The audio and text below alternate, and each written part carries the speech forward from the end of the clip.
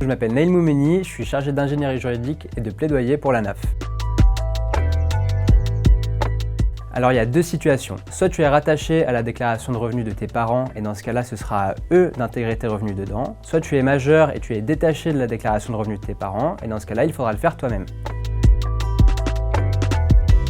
Pour la déclaration 2025 et des revenus de 2024, il faut savoir que les apprentis sont exonérés d'impôts dans la limite de 21 273 €. Concrètement, ça signifie que la partie du salaire qui est supérieure à 21 273 € est la seule qui sera imposée. Si tu as perçu un revenu inférieur à cette somme, alors il faudra déclarer 0 €.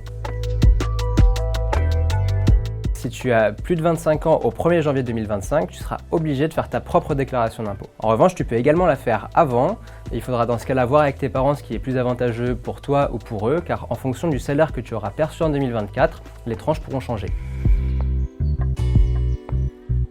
Le site du service public est assez clair sur le sujet, mais si ça ne suffit pas, n'hésite pas à nous poser la question sur SOS Apprentis. Et si tu as encore plus besoin d'aide, n'hésite pas à contacter directement le service des impôts.